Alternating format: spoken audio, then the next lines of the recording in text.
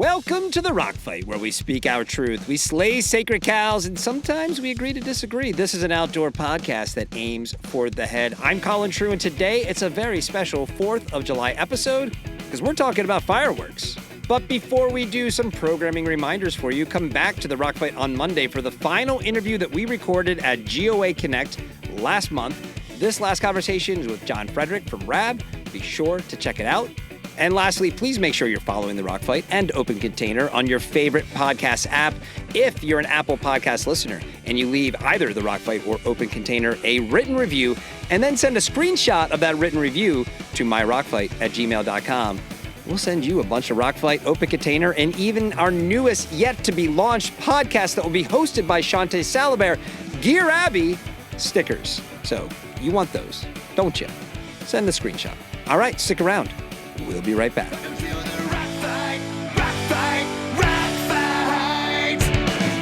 Hey everyone, before we keep going here, I need to tell you about our teammates at Darby Communications. Like I've been telling you, if you run an outdoor, an endurance, or an active lifestyle brand, there is no better PR and digital marketing belay partner or drinking buddy than Darby. They can help your business reach new heights, and they might just keep you from falling on your ass. Since we started working with Darby, more and more people, and this is an important point now, guys, I want you to hear me on this, more and more people have reached out to us here at The Rock Fight because of that messaging. Look, guys, I'm dead serious. If they can help us, they can help anybody. Hit them up at darbycommunications.com. Do it today. Oh, this is DJ CT, and welcome back to Rock Fight Radio, where today we're excited to share with you guessed it, the latest from Fitz. Here's a little taste of Fits Like You, exclusively independent. Out in a town with a name you don't know, past the highway signs and the mountain snow, there's a little shop with a wooden door, been keeping locals geared since '84. They sell grit, they sell gear that lasts, and a socket don't quit when you're moving fast. Fits on the shelf, fits for the bold, not some big box store. You've been sold. We're exclusively independent, yeah, we ride for the few, not the cheapest, just the realest. Knit tight for what you do, for the towns that keep the trails that drive, and the rebels keeping dreams alive. Fit stand tall in the shops that care. If you want it real, you'll find us there. Fit. Check out all of the hits from Fitz on their Spotify playlist, and now, back to the show. Last summer, Outside ran an article by Kristin Hostetter about the impacts of fireworks that we don't talk about or really hear much about, and listeners of The Rock Fight may recall Justin Hausman and I talking about that article, with our key takeaways being that we were sure that Kristin's facts and figures were true, but maybe the ship had sailed on changing anything when it comes to fireworks, given how embedded they are to human culture. Fireworks are believed to have existed in some form since the 2nd century BC. And we all grow up in a world where we just accept their presence, and pretty much every culture worldwide uses fireworks for some sort of celebration every year. So how do you start to even chip away at something like that, even if the benefits of killing it off are real?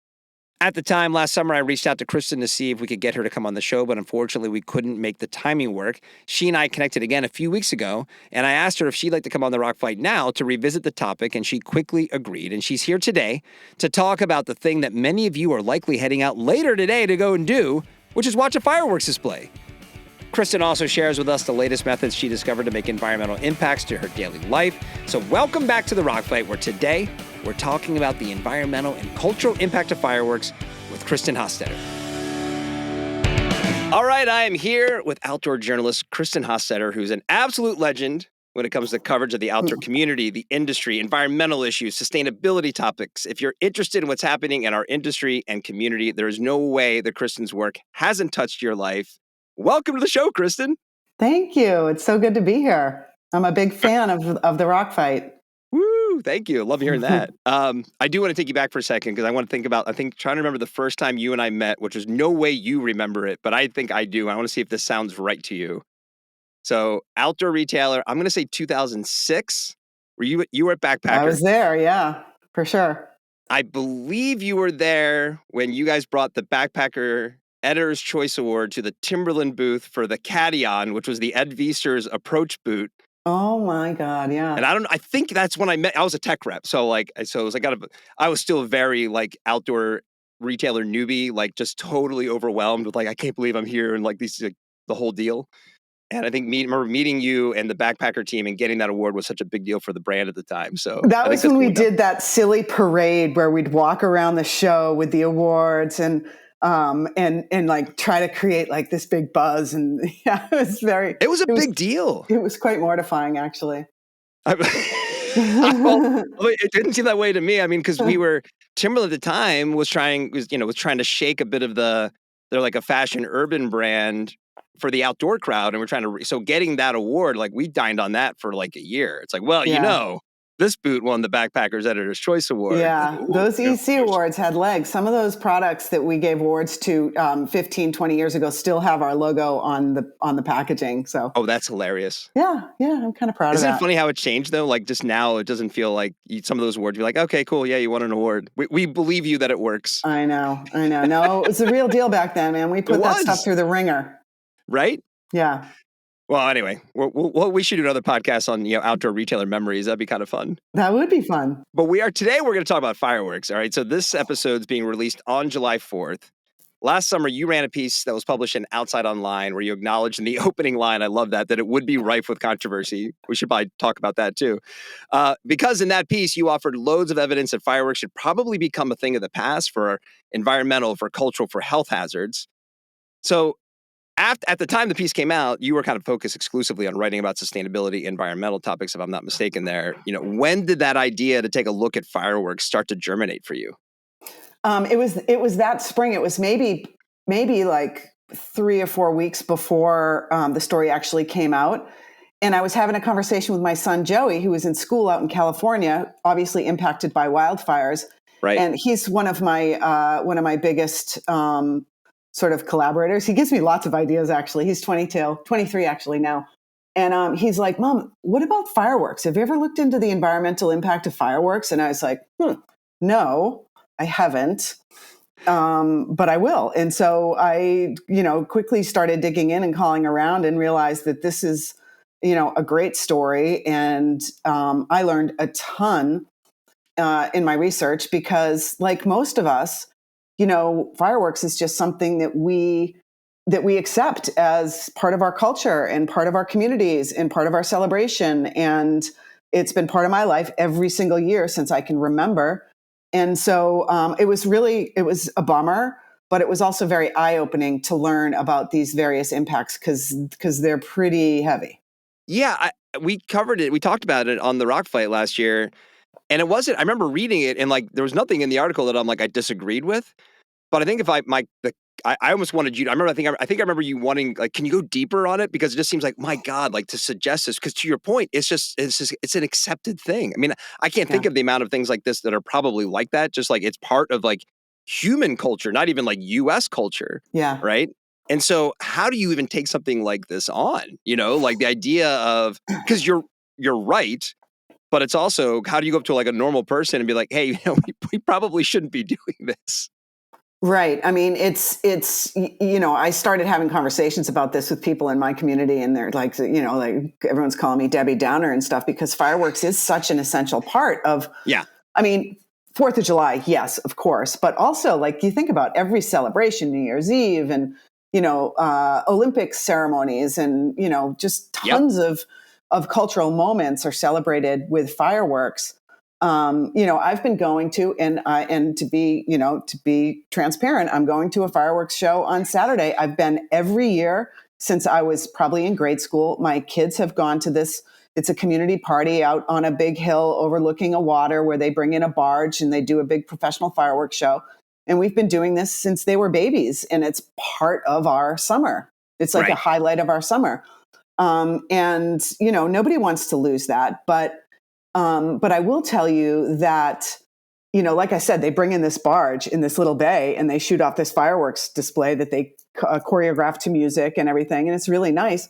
But if you go out on a boat the next day in that bay, you see bits of plastic and, crap floating in the bay. I mean, that stuff goes somewhere. So I do have some thoughts about where we can go with this and how, we can sort of improve this cultural need that we have for fireworks. But I don't want to get ahead of myself. So I'll let you guide the conversation. It's an interesting thing, right? Because you're absolutely right. Before we hit record, I was telling you about when I was in Washington and the fireworks displays that would go off there, and when the fact that we could even buy our own fireworks there and set them off in our neighborhood. And so we did that a couple of years when we got there. But then the next day, the kids and I are out there cleaning up the streets. Yeah. And you don't think about, because you're looking at the packaging, you're probably thinking, it's just going to be mostly paper or whatever. The amount of plastic that comes out of those things now, which makes sense. There are all these little capsules of plastic that are loaded with explosives, right? Yeah. And then now you're there. Toxic So now if you're explosives. Yeah. And so on just the environmental side alone, you're right. You're loading all these bodies of waters with a little bit of plastics now. Is a huge hypocrisy there. If you go from, hey, we care about microplastics and we care about, just the environment in general and wildlife and all this stuff. And but hey, a couple of times a year, it's okay to just blow all this shit up and it'll settle in the water. No one's going to go out there and clean it up. No one's saying hey, we're going to do this. And then afterwards, we're going to go out and skim the surface and collect as much plastic as we can. Everybody probably just looks at it and defaults to, well, it's over water because it'll be safer now. There won't be a risk of fire. And the thing about your article that I did really enjoy was you can nip anything that anybody could push back on it. There's a real reason still not to do it. Right. But there's also just that built-in nature of God, I love to watch things blow up. I know. We all do, right? What's the best part of the action movies when just shit's blowing up? Yeah. Well, I mean, I was surprised too in my research. So yes, there's plastic and pollution aspects to blowing up fireworks. There's real air quality issues. There's been studies that have shown a spike in the presence of fine particulate matter, which is called PM 2.5, in several days following the 4th of July. And this particulate matter carries heavy metals and carcinogens. And if you are a young person, an old person, or have any sort of immunity issue, you can be directly impacted. And hospital studies show that there is an increase in these, in these people that are suffering from cardiovascular stuff in the days following 4th of July. So I was really surprised at that. And experts say always try to be downwind of fireworks. So watch the smoke cloud. And if it's coming over you, that stuff's raining down on you. And you're breathing it in. And then the other thing that I was really surprised too, that I guess I had thought about a little bit because, if you have a dog on 4th of July, dog is cowering in the closet because of all the booms, right? So that's one thing. So you kind of think, oh, dogs don't like fireworks, but it's way more than dogs. I mean, it's wildlife. So there's also been all these studies that fireworks affect, roosting, nesting, breeding of tons of species of birds and wildlife, and can have a real, impact on the health of those species. So in wildlife, people are, really concerned with that. So there are it's not one thing, it's not two things, it's 3+ or more things, and then take injuries. So it's this whole litany of reasons why we need to kind of go, hey, is this the smartest way to be celebrating? And should we tie our need to be festive and our need for patriotism to something so harmful?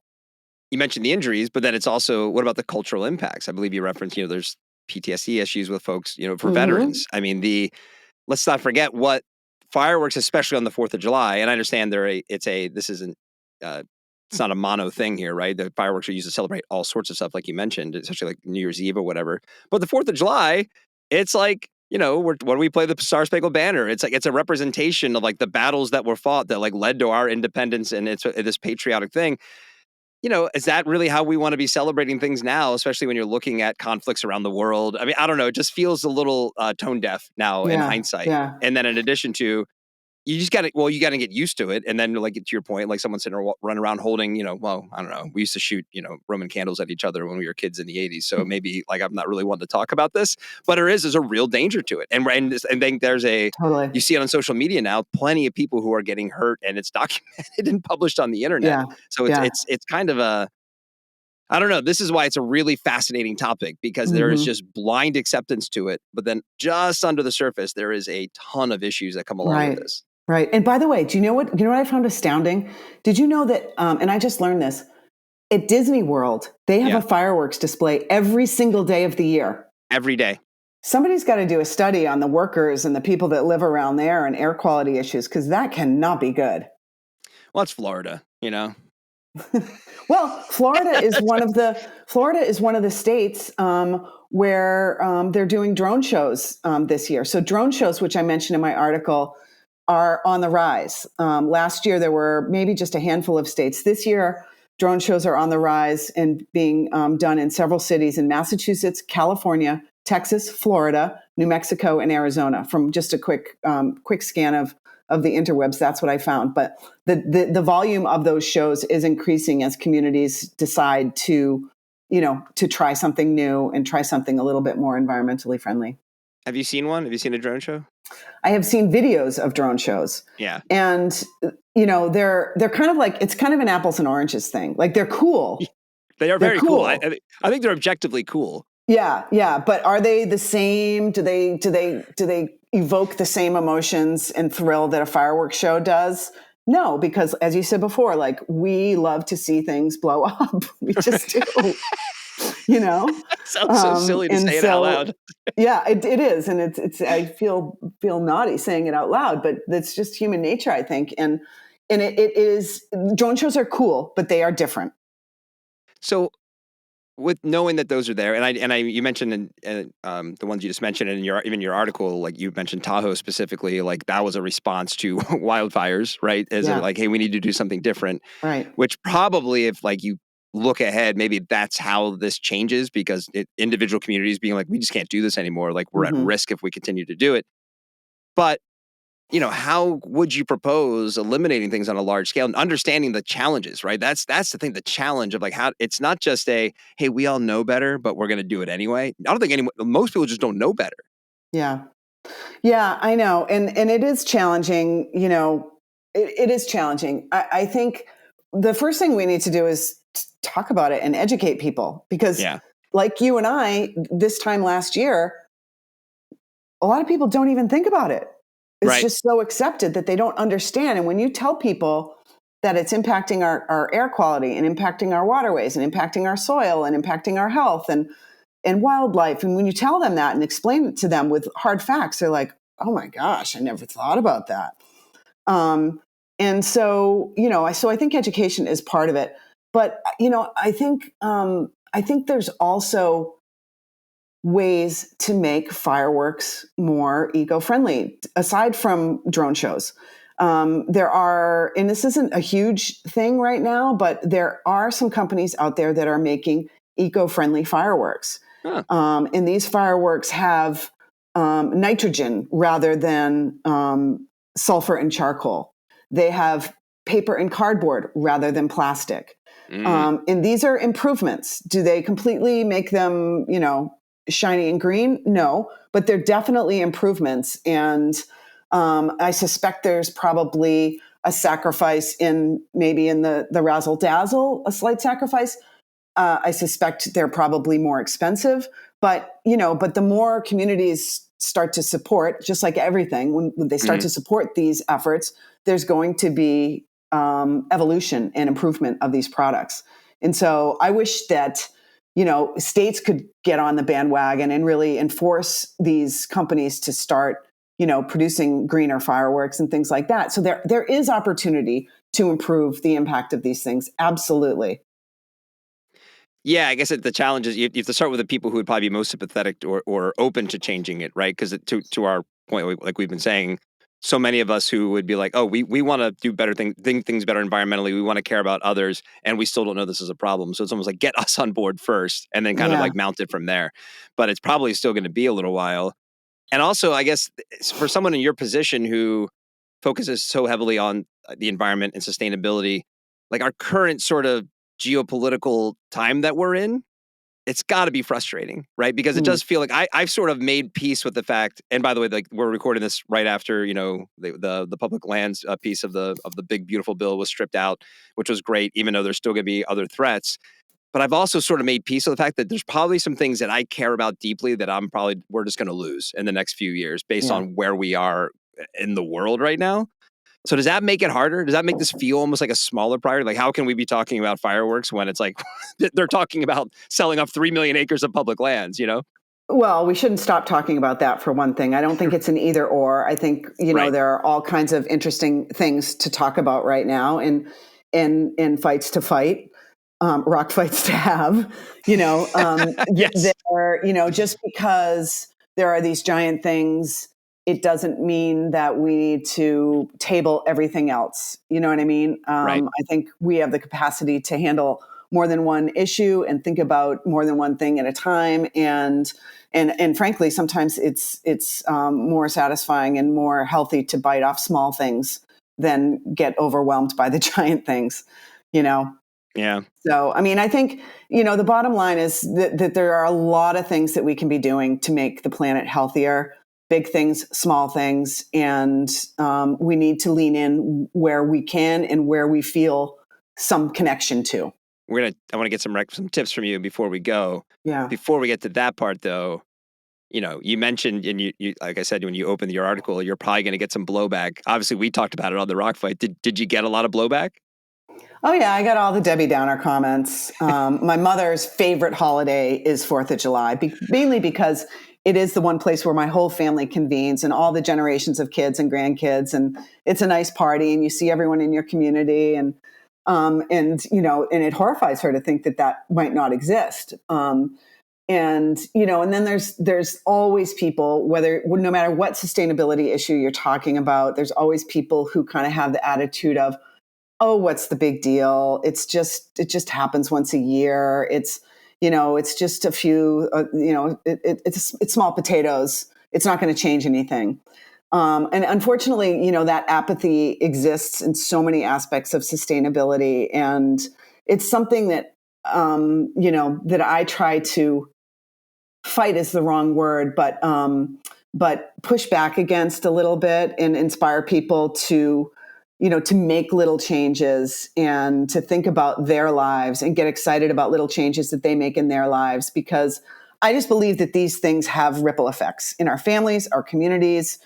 And that's how change starts. I mean, there's tons of history around that, how small actions turn into big actions and ripple out. So we can't give up.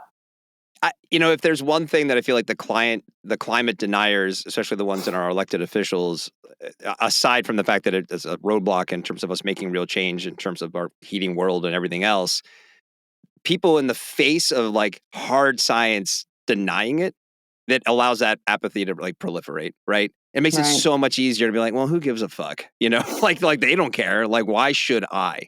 And I'm just this one person. And so, okay, you know what? I'm going to buy the fireworks, or I'm going to, not do the one thing that I could do. I'm not going to recycle that can or whatever it is, right? It's just so much easier just to be like, well, I'm throwing my hands up because fuck this, right? It's kind of that's what I feel like really is the trickle-down effect of that sort of stance by our elected officials. And I'm going big now, but like, you know what I mean? It's the first thing I thought of when you're describing that. It is, and it's heartbreaking. It's heartbreaking, but we just have to keep pushing.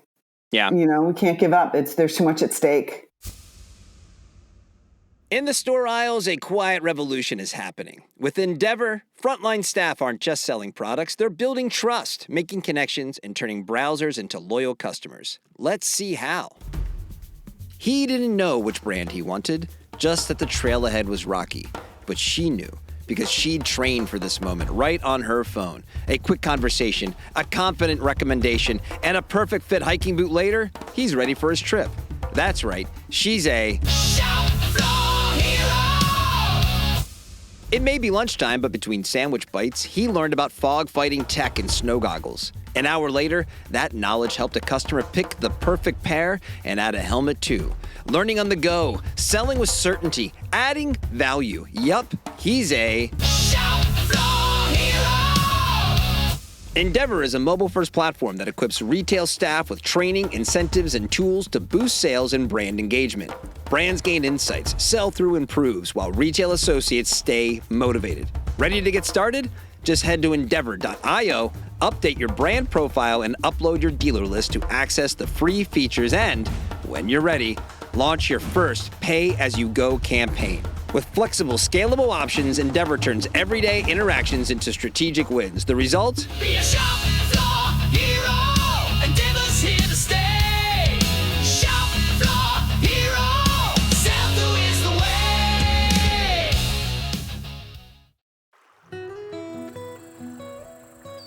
Liz and Royal Robbins were known as American climbing royalty, part of the first group of Yosemite-based climbers that would scale routes yet unclimbed, who would promote the ethic of clean climbing, and who, with a core group of startup brands, would serve as the foundation of our modern outdoor industry. From their very first pair of shorts that could boast a true climbing functionality, Royal Robbins has become synonymous with comfort, versatile wear for the modern adventurer. From Rockcraft Productions coming spring 2026 to a specialty store near you, Royal Robbins presents Being Royal Robbins. It's the story of how the Royal Robbins men's Desert Pucker became an icon and spawned the new Camino Pucker. And it's the story of how an innovative brand launched mosquito protection technology to keep you protected without the use of chemicals, and why the Salif hoodie is possibly the most unique hoodie in our outside world, and how you can experience this uniquely American story of adventure through the thoughtful clothing choices of Royal Robbins. Available for streaming everywhere you find actual water-based tributaries. Being Royal Robbins, because nature and adventure are good for the soul. Well, while we have you here, let's talk about that for a second. So you do have a passion for improving your daily life, finding more sustainable, environmentally friendly ways to help make a difference. What's something you've been working on lately? I know you went on a big trip earlier this summer, but now you're home. It's summertime. Yeah. What are some things that our listeners can do that you've been doing lately to help maybe adapt into their own lives, to help kind of push back on that apathy? Yeah. I mean, I will tell you that since I have really started looking in the mirror in my own life and my own actions, it's been so exciting and inspiring and energizing to make these little changes in my life. And again, yes, they're little changes in my life, but it feels good. I see results. I love talking about it with people. I see my friends start to adapt these things, and so it's really it's been a real sort of highlight of my daily life the last few years, and I've done a ton of different things. And but one of the things that I think about, or I've been really leaning into this summer, is been trying to really think about not throwing anything away and reuse, and that takes many forms. I've engaged with sites like Poshmark, eBay, Gear Trade.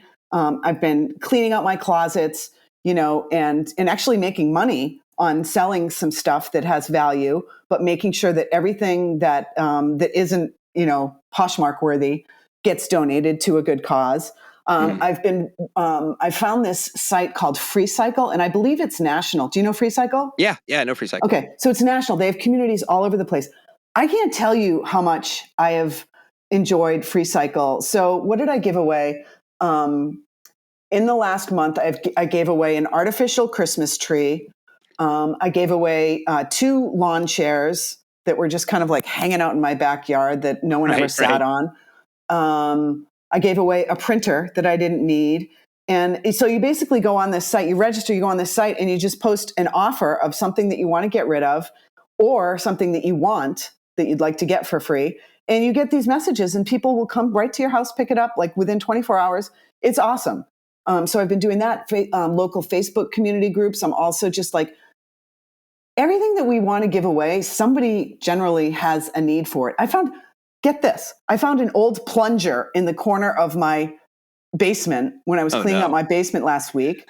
And I washed it up. I've never used it, but it's like a big industrial plunger. I washed it up. I put it on FreeCycle, and someone picked it up. How long did it take for someone to claim the plunger? Like less than 48 hours. Okay, you're right. On the surface, that sounds like gross and weird that someone's like, hey, I'm going to go pick up this plunger. But at the end of the day, like, if you need a plunger, let's say you moved into your new house and you don't have a plunger, and it's like, well, you could go to Home Depot, or this lady down the street has a free plunger. Go get the free plunger. Who cares whose shit has touched it? It's yours or theirs, right?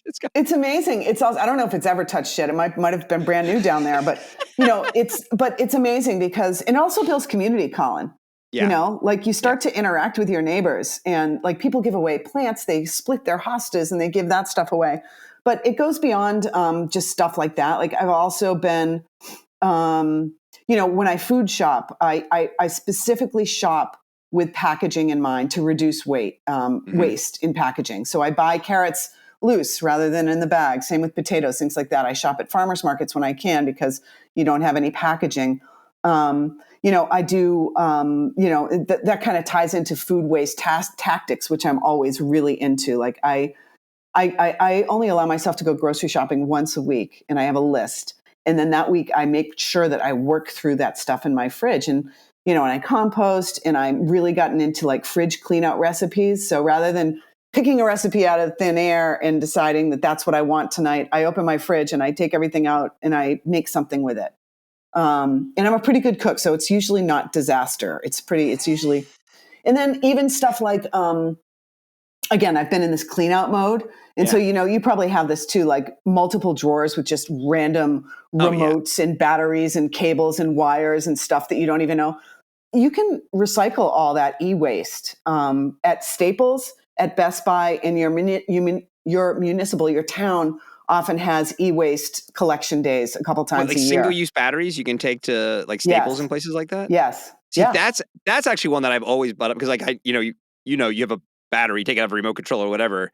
And I'm like, well, I know I'm not supposed to put this in my trash, but I really don't know what else I'm supposed to do with it. So there's probably 16 drawers in my house that have roughly a dozen batteries in them, right? Right. And then you're like, and then the other pain in the butt on that is that you're like, oh, is this battery good? And then you got to get something out and you got to test it again because you don't know. So the secret is to just get a shoebox and I have a piece of tape on it, dead. And every time I take out a battery from something that's dead, I throw it in there. When the box fills up, I take it to Staples and they recycle them. I think the thing that if anybody's listening to this and like, and don't get overwhelmed by all of the suggestions, right? This is it's a little like training for an outdoor event or something that you're getting ready for, right? Because think about if you ever ran a marathon, there was a time when a 5K seemed daunting, right? And so then you do your 5K and you're like, oh, well, maybe I could never do a 10K. Then you do your 10K, that kind of thing. I think this is kind of the same thing. Like this is your world. Like you love trying all these different things. Like take one thing that Kristin is saying and like try it. Like start using FreeCycle. Yeah, but like here's the thing. Here's you're going to see an immediate difference when you start to do one or more of these things. Yeah, Colin, I take out my kitchen trash like once every 3 weeks. I have almost no trash, and I have to pay. I have to take it to the dump and pay to. And same with recycling. I have I try to avoid plastic at all costs. And so what used to be the biggest bin in my house, like all the plastic, that has shrunk dramatically because I buy things in cans, I buy things in reusables, I buy things in, in glass and things like that. So I see the benefits simply in the volume and the decrease in volume of dump runs that I have to do. Right. For my, and it is remarkable. Like I will probably go to the dump like 3 or 4 times this summer. That's it. I also think there's a generational thing at play here too, right? Because even back to the fireworks conversation, like we're talking about behavior change, right? And sort of like for folks like our age, maybe your new brand should be like the environmentalist Gen Xer or something like that, right? Because I think there's a lot of folks probably in our demographic who are like, well, this is the way I've done it for the past 40 to 60 years. So good luck getting me to change. Yeah. But I see even my kids who I'm not too preachy with them. They're aware of kind of things I'm interested in. They haven't been, they're all outdoorsy in their own way, but they're not like, we're like, hey, we're going to Moab to go mountain biking for 6 straight days. We haven't been that kind of family. But it does seem to be between like kind of the principles we've taught through things that my wife and I have learned through kind of living this sort of lifestyle. And then also just kind of where their generation is. Yeah. They still want things. They still are consumer kind of focused. They want to go buy things, but they're always like the secondhand store. They're always like, worried about like how do I don't need the plastic bag. Like those kinds of things are just kind of part of how they now operate. And so like, I have a lot of hope for the younger generation. Same. It's sinking in. I see it sinking in my own kids, even though they love to tease me and get my goat, a little bit with some of this stuff, but I do see it sinking into them. And that's exciting and that's hopeful. And I think you're right. Like there just has to be this mindset shift, and we have to start with the younger generations and maybe write off the older generation because they're probably not going to change, but there is opportunity and there is hope. And like I said, once you start on this journey, it's fun. It's exciting. You feel good. You see the results. You spend less money, when you combine all these things. And so, for me, it's been really, really gratifying. All right. So I guess the last question for today, is there anything coming up this fall? Anything you're going to work on that you haven't tried before? I'm kind of springing this one on you. Ooh, but is there anything that, any projects you want to dip your toes in you haven't been able to yet? Like sustainability wise? Yeah. You are springing this on me. I know. Sorry. I just thought of it last second. It was not in our outline. Well, this is like a little next level. And I did a story a couple of years ago that also got a lot of interest about dealing with pet waste and the sort of the scam of poop bags and all that stuff. And one thing that I've been really wanting to do for a long time, and I just haven't gotten around to it, is create a dog waste composter in my backyard. I just haven't found the spot for it, but there's tons of YouTube videos on how to do this. And you put your poop waste in there and it composts and it stays, doesn't contaminate anything. And it's sort of the recommended way to deal with pet waste. So that's something that I would like to tackle by the end of the year. I want to hear about this because I do have 2 dogs and I read your article. And I still use using air quotes, compostable poop bags. Yeah, it's I'm not sure what else I'm supposed to be doing. So reuse the bread bags. Reuse the bread bags and the bags that you get that you already have. It really doesn't matter. It's a plastic bag. It's a plastic bag. Yeah, at least you're getting a reuse out of it, and you're not buying and supporting this sort of scammy.